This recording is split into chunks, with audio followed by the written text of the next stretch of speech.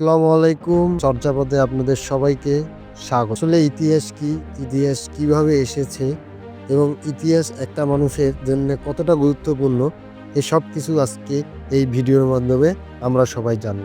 তো চলুন ভিডিওটি শুরু করা যাক।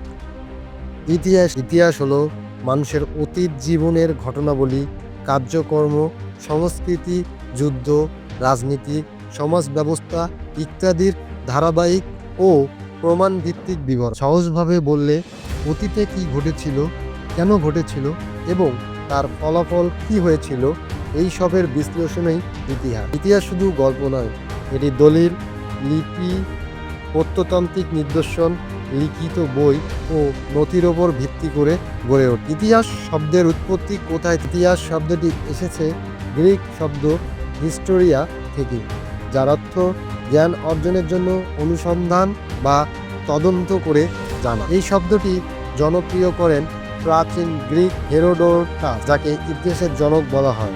তার লেখা বিখ্যাত গ্রন্থ হিস্টোরিয়াস মানব ইতিহাসের প্রাচীনতম দলিলগুলোর একটি। ইতিহাস চর্চা শুরু কোথায়? প্রাচীন গ্রিসে ইতিহাস লেখার প্রথা শুরু হয়। পরে রোম, চীন, ভারত ও মধ্যপ্রাচ্যে ইতিহাস রচনার ধারা গড়ে ওঠে। উপমহাদেশে মুসলিম শাসনামলে অনেক ঐতিহাসিক গ্রন্থ রচিত হয়। ইতিহাস কেন গুরুত্বপূর্ণ? অতীত থেকে শিক্ষা নিতে পারি, জাতির পরিচয় জানতে পারি, ভবিষ্যতে পরিকল্পনা করতে পারি এবং ভুল থেকে শিক্ষা নিয়ে উন্নতি করতে পারি। তো সুপ্রিয় দর্শক, আজ এতটুকুই। আসসালামু আলাইকুম।